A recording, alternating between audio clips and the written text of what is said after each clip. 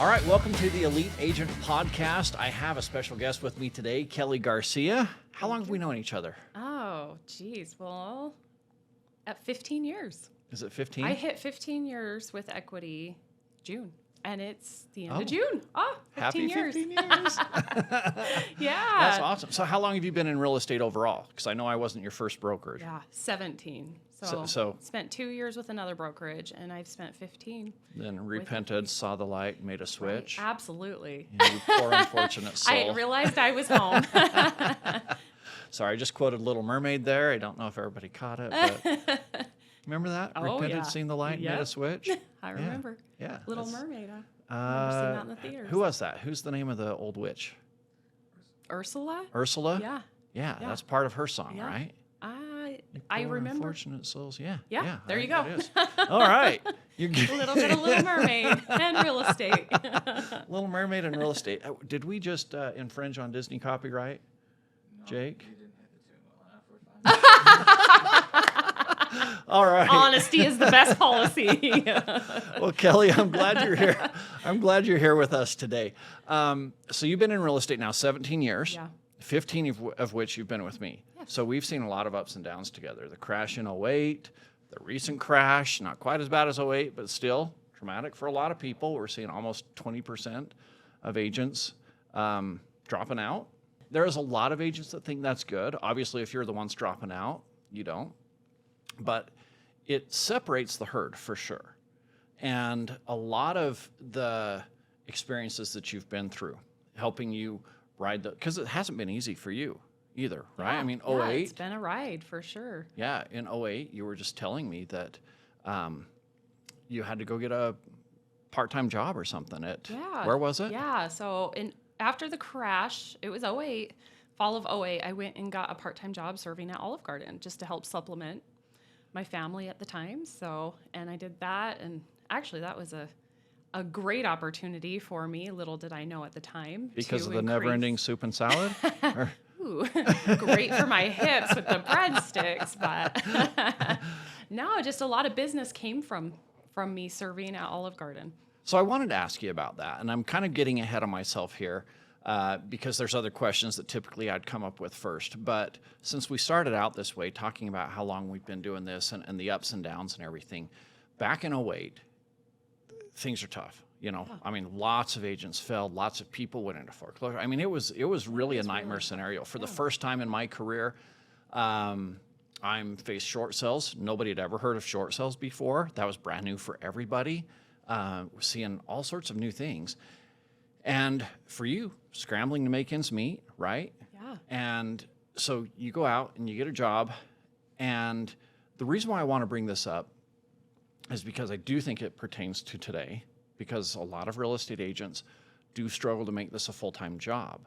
And I don't think there's any shame in that. No. Because it's very hard, especially when you're just getting into real estate and you've got a family that already has bills. It's one thing if you're 19, you're living with mom and dad, whatever. But when you've got a family and you've got bills to pay, no matter what, it's really hard to jump into a new career where the paycheck is, number one, it's not guaranteed. Yeah. And even if you do get one, it may be 3 or 4 months out. So most people start out part-time. You know, they're trying to juggle both. And I think this is very relatable. And we may have a lot of agents right now listening to this that are thinking, oh yeah, that's me right now. Like, I'm struggling and I don't know if I can keep doing this full-time. Like, I've got to really buckle down. I've got bills to pay. And so you actually, I liked what you said earlier, is that you actually, that opened doors for you in real estate. Yeah, it did. So tell me how you capitalized on that. Well, part of my business is I'm not afraid to talk to people. And like you said, there was no shame in me going to be a server. And actually, when I knew that I needed to have a little more income coming in, because I was putting my husband at the time through the master's program at school, we had our debt there, we had our mortgage, we had 2 kids. And I really hate debt, so I found a way to not have to get into more debt. And so when I was there, I was just not afraid to tell people who I was and what I was doing and why I was there. A lot of people would be like, wow, I've never had a server like you that was so attentive and talkative and personable. And I was just never afraid to talk to these people and tell them who I was. I don't have shame in who I am because I'm a hard worker and I'm a go-getter and an overachiever. And I think that's what kind of has set me apart in this business is there is no shame. This is one of the most common things that come up in my regular weekday classes. You know, I meet with a group of agents up at the office, and my challenge this year has been into habits, talking to people, setting appointments. I'm sure most of them listening are like, what did you say as a server? Here's your breadsticks, and by the way, do you want Here's to buy my or sell a card. house? Yeah, I mean, how did that come up? How does that come up naturally? I mean, obviously you're a people person. Yeah. You're very easy to talk to, but how does somebody bring that up in a different workplace? How did you do it as a server? For me as a server, I absolutely love people and I'm always interested in their story. So getting to know them right off the bat, I just have a genuine interest in people and learning more about them. I feel like any successful person has learned from other people. And I would just start with those kind of conversations, learning about them, getting to know them, and in return, they wanted to get to know me and who I was. And I felt like that really built a connection. And there's people that I worked with that I actually ended up helping buy and sell homes. And there's people that came in that I would meet for the first time, and we would find a common interest and just kind of bounce off of that. And it would work into a conversation that would end up leading us to real estate and how they needed my services. You know, I actually talk about that in my training program when we talk about working with our sphere of influence. And I'm trying to help people go back into, because most of us, I'll use myself as an example. A couple weeks ago, I got together with some college friends, right? I would probably define them as some of my best friends. One I see once every 5 years, one I haven't seen for over a decade, and the most often one lives 15 minutes away from me, and I helped him buy his house, and I see him maybe once a year. My closest friends. Oh, okay. Right? Yeah. Okay. And I don't know that that's atypical for a guy. I think it would be atypical for a girl, but for guys, I think it's maybe a little more natural. But when I train people and we talk about working with your sphere of influence, we're like, we can be better friends, you know? Now, I do remember their birthdays. You know, I'll reach out to them on their birthdays. I don't see them a lot, but I do talk to them a little bit more because I have a database. Otherwise, I wouldn't do that. Yeah. You And know? Facebook. Yeah. That reminds you. But I do talk about with your sphere of influence, Yeah. here's how this training can help you be a better friend. And you're reaching back into the past, talking to friends from high school. And you can't go back to a friend from high school that you haven't talked to in 10 years and say, oh, hey, are you interested in buying or selling? Because you haven't maintained that relationship enough to the point where that doesn't come across as insincere, Yeah. you know? But when you do what you said and you just start talking to them, like, hey, I haven't talked to you for a long time. Catch me up on your life. I'm trying to be a better friend. Yeah. And this is the exact script that I talk about when you're reconnecting with people from your past. I'm trying to be a better friend. Catch me up on your life. What's going on? And then naturally they ask you, well, what are you up to? Well, I've been doing real estate now for a few years. It's kind of fun. And, oh, by the way, if you want, I could get your email address. I do this little newsletter that I do, you know. Yeah. But I like that you said that. Just even people that you've never talked to before, you start asking them questions about their life. They ask you back. And then it's not really weird for you to say, well, I do this, and I'm also a real estate agent. And Yeah. is that kind of how? Absolutely. And the connection that you're building has to start with a genuine connection. It does. Or if it's surfaced, it's not going to go anywhere. Yeah. And obviously, the energy that you're producing out there will determine whether that conversation will escalate or not. And I was just really fortunate to meet a lot of great people who I was able to find a common interest or a common person we know. Let's get real. Like, everybody here knows everybody. There is not one person that you can't find one connection with. At least that's been my experience. Yeah. And specifically, I'm thinking of a couple that came in on their date night, and I was serving them, and we just had a great conversation. And it was probably an hour in that we realized that we lived in the same neighborhood, and not too close, but in the same city, I should say. Yeah. And all of a sudden, it was like, hey, do you know so-and-so? Do you know so-and-so? And it was like, yeah. And that was really cool because we were able to exchange information there, and I was able to exchange it with my card. I always had my cards on me at that time. Okay. And I exchanged it with that, and that's kind of how the realtor got brought up. However, I've had 4 transactions come from that relationship that I met this couple on their date night serving at Olive Garden. You just can't ever be too afraid to talk to people. So it sounds like, I mean, from that experience at least, that a lot of, because one of the questions I like to ask people is, where do you typically get your business from? A lot of agents listening, they want to hear how other agents are getting business. And for some, smile and dial, investor specialists, but for most agents, it's their sphere of influence. Yeah. Is that where you get most of your business from, repeat business? Is it just maintaining these relationships now and then Yes, and constantly I feel developing new very ones? lucky and fortunate to have built such good relationships through transactions with clients that they do refer to me. I have a family who I've actually had 8 transactions from Wow. them with everybody that they know because there's a genuine interest at the beginning and that escalates through the whole relationship, or that continues through the whole relationship.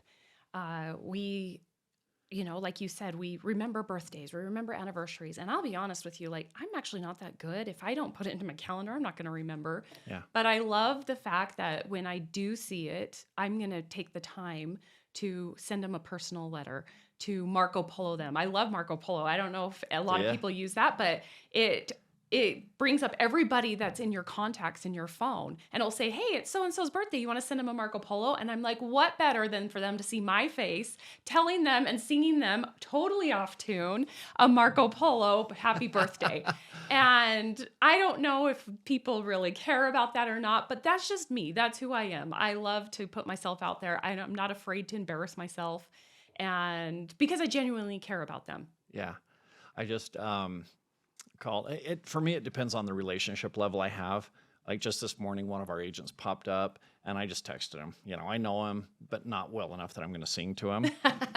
But one of my brokers popped up just, I think, the day before. And it was, what's today? Wednesday? So this would have been Monday.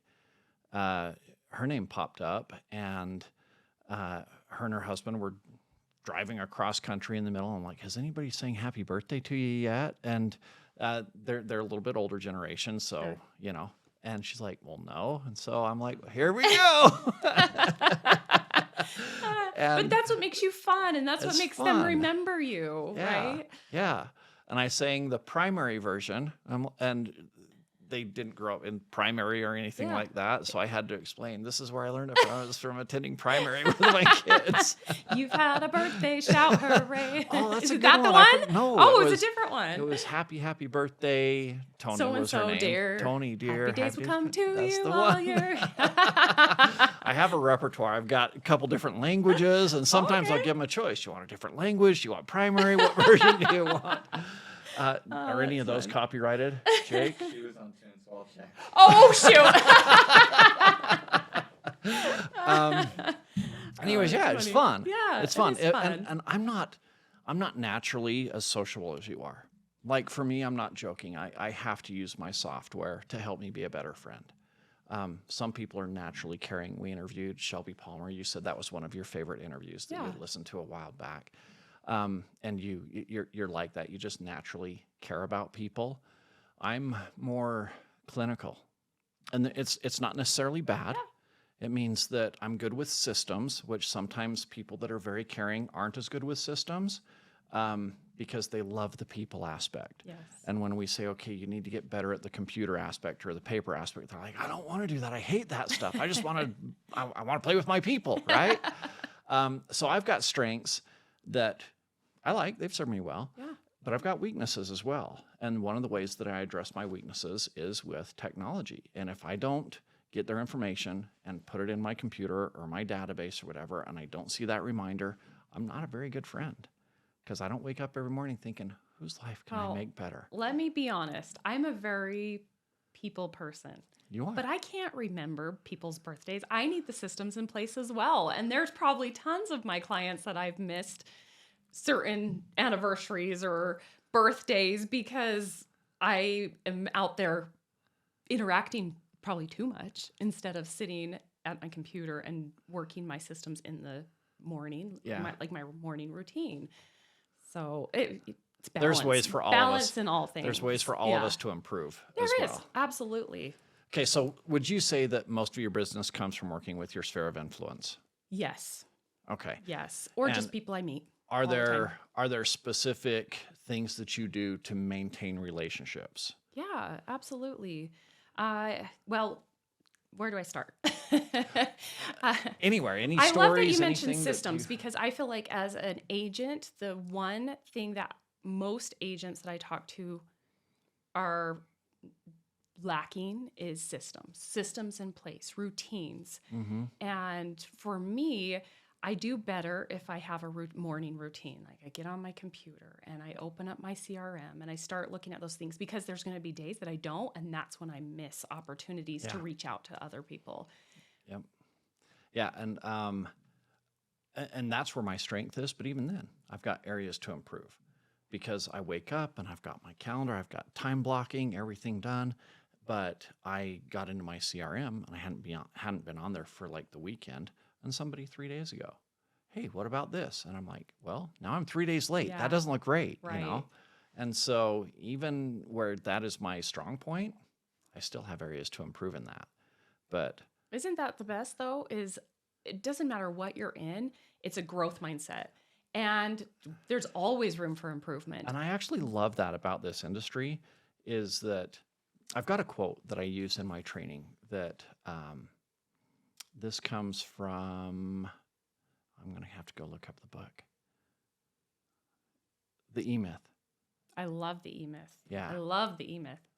But he says, and I'm going to butcher the quote, but great people wake up every day working on their lives, not just in their lives. Yeah, absolutely. You know, and we have a unique opportunity here as real estate agents to improve ourselves constantly, and it makes it fun.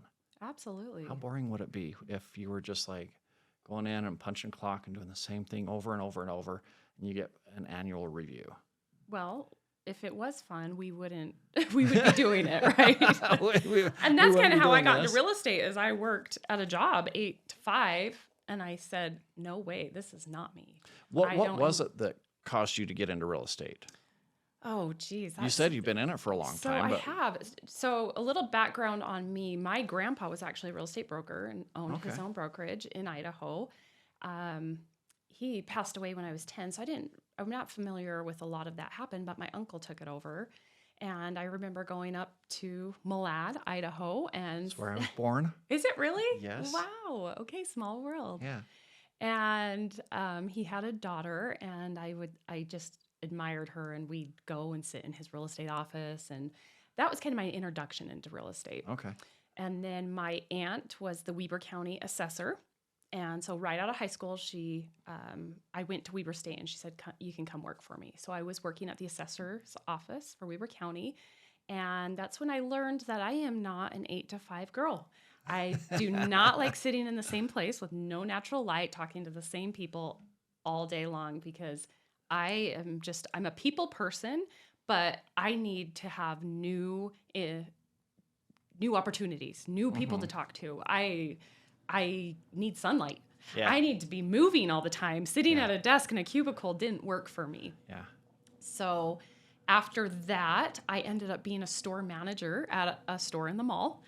I thought that was going to be perfect, right? That'll be great for me. I had this opportunity come up. I actually, when I worked at the Weber County Assessor's Office, I went and got a Christmas job at a store in the mall because I just needed more. I'm not one that likes to sit still. Yeah. So I went and got that, and then that's how this opportunity to open up a new store at the Layton Hills Mall, and they wanted me to be the assistant manager, and then that led to the store manager. But then I quickly learned that as much as I really loved those opportunities to meet new people, I did not like being in the same place all the time. I needed to move a lot. Yeah. And I had met somebody who was a realtor, and she started talking to me and being like, "You would be so good at this." And I considered it, and then I started thinking about, my background and my grandpa's business, and I thought I could do this. I could really do this. I've always loved homes. My parents would take us to model homes all the time when I was in high school for fun dates. I'd be like, let's go to the model houses. And my dates were like, what? I was like, that sounds so odd. But I really, really enjoyed it. And so I thought this would be a great opportunity. And I didn't skip a beat. I went to school, graduated 3 months later, and I went out on my own. Wow. So That's a great story. yeah. I didn't know all that. I actually, my grandpa was a real estate agent. Really? And I didn't learn that until I got my real estate license. And then Oh. my mom's like, oh, by the way, did you know this? But he had passed away when I was, I think, 2. Yeah. So anyway, it's kind of fun. That There's is some fun. similarities there in our stories. Absolutely. So you've been doing this for a while. We said earlier 17 years now. And you've consistently been a high-performing agent. We all have our ups and downs. Market conditions change, sometimes dramatically. Yeah. But you've weathered it all, and you're constantly performing really well. One of the things that I know that you like that helps you stand out is interior design. Yes. Now, for me personally, I don't know if you've looked around at my house. I've been here 2 years. I have one wall with my family pictures on it, and that's all I've done for decorating. Like, I don't know what to do. I have 0 decorations, and quite frankly, I'm a dude. I don't care. I'm fine with it. I've got my eye on some art for my birthday that I want to get. But I'm one of these people that I walk into a house, and I have a really hard time visualizing what could be. Yeah. Now, somebody with a love for interior design, like you expressed earlier, how has that helped you in your business? How have you been able to help your clients being able to visualize things and communicate that to them? I'm passionate about it. I love to go into homes and see the homes for what they can be, not what they are. Obviously, you can't change a lot of the bones of the home. So it's really seeing the home past the paint, past the fixtures, past the home decor. Now, a lot of people can't see that. I have buyers who get fixated on the paint, the red wall. Like, they could not. Actually, my second listing ever, they had a multi-level where you walk in and it has the big vaulted ceiling from the whatever little living room they have to the kitchen, and they had painted it pink. And they were very happy about this pink wall. They loved it. It made it their home. Well, I had said to them, we might need to paint this. And they were like, no, because they loved it. They had this emotion attached to this pink wall. Well, we had it listed, and we had a ton of traffic. And nobody would pinpoint what it was that their buyers didn't like about this house. Until one day somebody said, my buyer walked in and said, that pink wall's got to go. So I advised the sellers to paint that pink wall to see what would happen. Because obviously when they go to sell the home, they need to make it somebody else's and not theirs anymore. They've got to take the emotion out of it. They've got to take the family pictures down, all of those things that wouldn't relate to other buyers that are looking.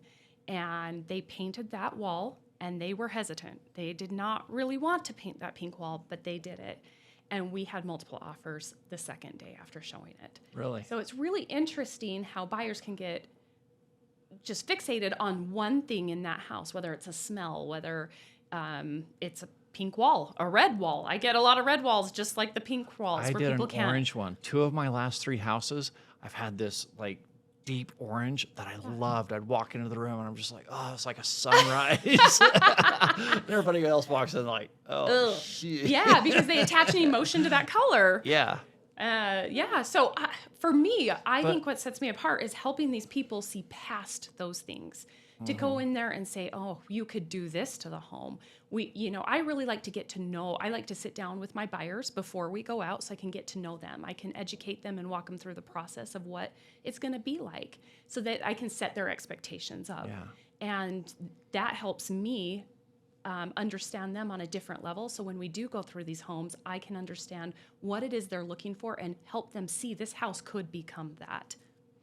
You're helping me get to know myself. Because Malad dragons, Or orange. orange Yes? and black, my favorite colors. Oh my heck. Sorry, I'm doing a little therapy here with you. I'm like, Something about the inner child in us is all what coming makes us do home. everything, right? I think that's funny. Yeah. So, but you're able to communicate that Because again, Yes. people that don't have vision, Yes. you're able to help paint this picture for them and say, this is what you could do, or help sellers Absolutely. actually paint the wall. Helping not just, sellers is actually really beneficial because a lot of people, they put their house up for sale and they just don't have any idea what other buyers are looking for. I am very good at coming in and helping sellers understand and remove that emotion from their house so that they can get the most amount of money out of their home by removing those items, by changing a color of paint or maybe moving furniture around. A lot of people have furniture that works for their family in set up in a way that is more realistic for their family. But when it comes to show, it's closing off that space. We need to open up that space so buyers can visualize their stuff in there and actually get to fill the space that that home has. that's a great skill. Yeah. So I like that. That's a great, unique selling proposition for you Yes. that helps you stand out. And it's cool that it's something that you're passionate about. Yeah. I actually have a basement full of home decor that I help my sellers stage their homes Oh, you do? when they need it. And I like to go into people's houses and use the stuff they already have. Yeah. However, I have a lot of stuff that I bring into my houses. I would say 90% of my houses, a lot of the staging materials came from my basement. Really? Yeah. That's cool. Yeah. I didn't know that. That's awesome. Cool. So you do interior design. You build great ties with your sphere of influence. You're not afraid to talk to new people, add new people. You've got room to grow with systems, getting into the database on a daily basis. But through the course of these 17 years, what would you say is one of the most important things, words of advice that you would give to another agent about staying in the business? How do you get that longevity in an industry where 80 to 85% are failing in their first year? What advice would you give to people? Don't give up on your dream. If it's important to you, you'll find a way. If not, you'll find an excuse. And that is my favorite saying of all times because there's good, better, and best. And sure, like your best would be your dream job and good would be a consistent paycheck. But if it's important to you, you will find a way to have the best job, not the good job, and not settle. And honestly, for most agents, they stop learning, they stop growing, and they get comfortable. I know there's been times in my business where I just got really comfortable with where I was, but then that comfort did not allow my business to grow, to expand to the degree that to expand to the potential that it had. So you say never stop learning. Yeah. What does that translate into you? Oh, that's deep, actually, because you can never stop learning about yourself.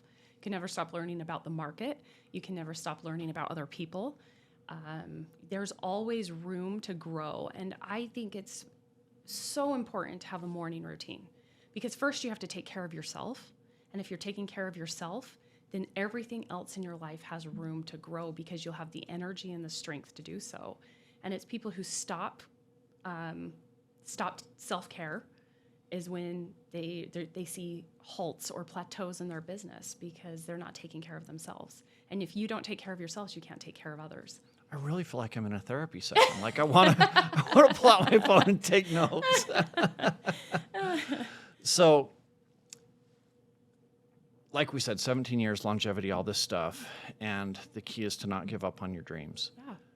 But not everybody's dream is the same. No. We were talking about this a little bit earlier, and we've interviewed some agents that are just doing massive amounts of volume. Yeah. And you were saying, that's not my dream. No. So describe your dream, because when we were talking earlier and you were describing it, I'm like, I think that dream is more relatable for more people than the lifestyle of somebody that's closing massive volume every year. So you're a consistent, strong performer. Let's make that clear. But your dream isn't closing 100 deals a year. No, it's not. My dream is to find balance between family and work. Okay. My kids' soccer games, their sporting events, their activities that they're involved in, I want to be there and I'm going to find a way to be there. Yeah. And I will find balance. That is one thing I love about this job is that I create my own schedule. I can make my kids' events important to me, so I can work around that with my clients. The one thing that I would say that has been really successful for me in my business is I set boundaries with my clients. I let them know that I am not available 24/7. However, they are very important to me.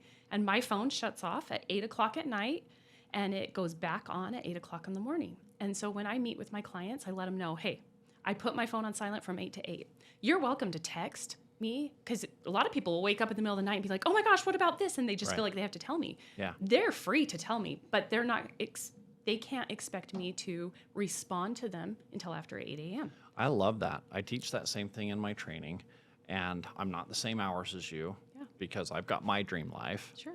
And it's not at 8 p.m. that it shuts off. My dream life shuts off at 6. But the same thing. I wish mine could shut off Same, at 6, same but thing. it's not you realistic can in my text world. me, you can contact me. If it's an emergency, I'll do my very best to return your phone call. But I'm not solving lots of problems after 6 p.m. Lenders have gone home, title companies gone home, lots of people have checked out.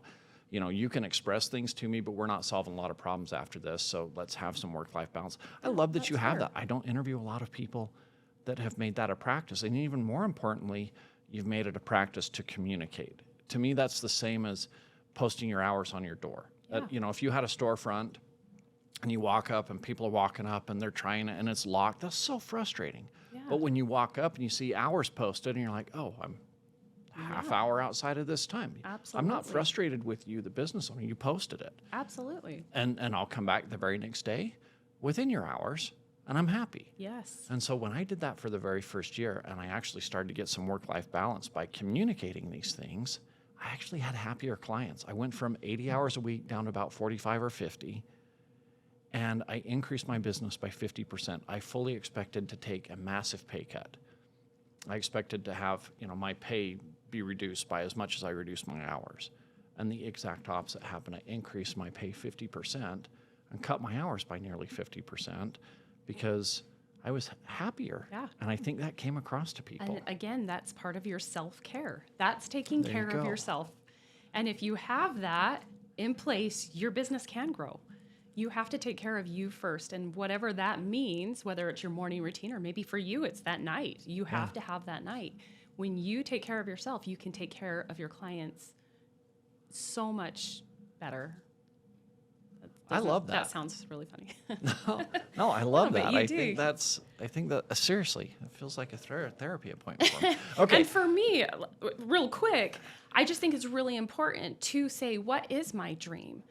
What is my dream and how am I going to make that a reality? Because some people's dream is to close 100 houses a year. That's not my dream. My dream is to live a successful, well-balanced life, but I don't need to have millions of dollars to do that. Yeah. I'm pretty simple. I can have a simpler life that has more interaction with the people that I love the most and still be debt-free and still be able to vacation.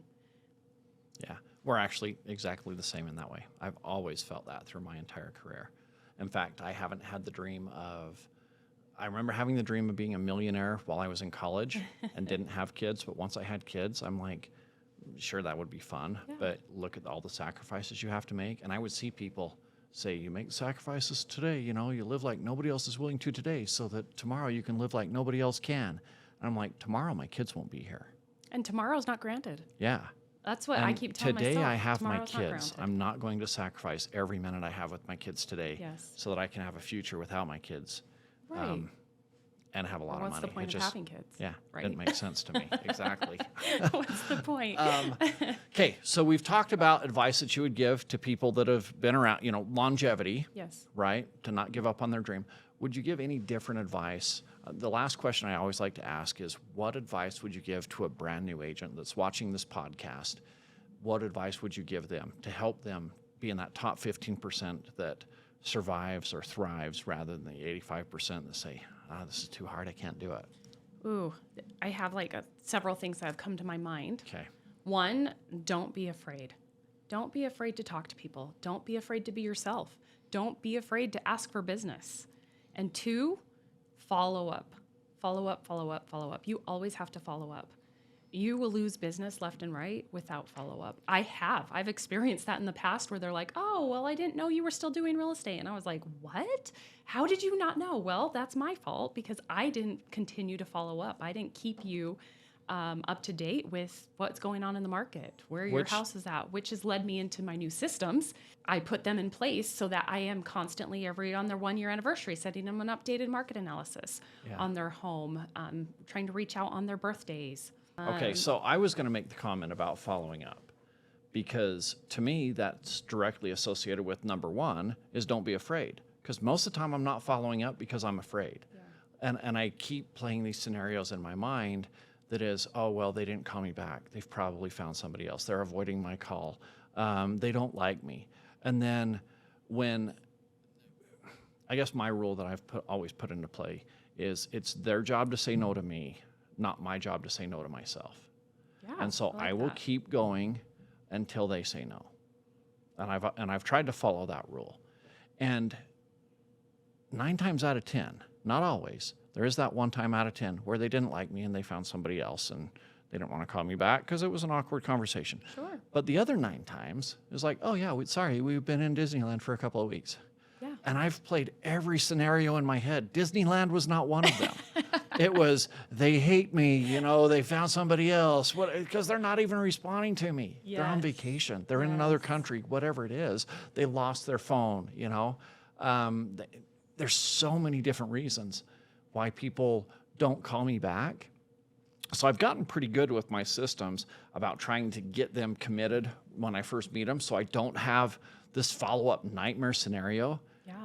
But it's inevitable that we're going to have some of that. So don't be afraid and keep following up. And I would just add the third thing. It's their job to say no, not my job to say no to myself. Right. And you have to give yourself some grace when those things happen, because they will happen. I had one just recently where, they knew I was a realtor. We've talked about it. They've asked me about their house and all of that. And I let 6 months go by, and the next thing I knew, their house was for sale. And I was like, oh my heck, what happened? Was I not good enough? And I just beat myself up. Sons of bitches. And at the end of the day, the husband was more in control, had the driver's seat, and one of his buddies from work or their buddies from work's wife was a realtor. And that's where they went. And I just have to give myself some grace. There's nothing that I could have done. There's things I could have done differently, but I did a good job. I just need to take it as it is and move on to the next client. There's enough business there's enough business for everybody to have business. It's a big pie. There's a big pie. And There's a piece for everybody. But those people are still sons of bitches. And I think that where realtors go wrong is they think we're all competing against each other. And in my world, I feel like there's enough business for everybody, and I want everybody to be successful. And if you see that in that light, it's easier to have grace for yourself when you didn't get the business, because then you're more happy for that person that did get the business. But don't give up. Don't give up. One last thing that I think is really important that I'm learning and I'm still continuing to apply to my life is confidence is very important in our industry, is having that confidence. And something I recently learned is confidence is making and keeping promises to yourself. That's how you're going to build your confidence. Okay. And I think that goes along with real estate, because if we are continuing to say, hey, I'm going to make 10 calls today, but then we don't, our confidence level just dropped because we didn't fulfill that. So we have to make realistic goals, set realistic expectations that we can meet so we can build our confidence and increase our business. I love that. This is one of my favorite interviews ever.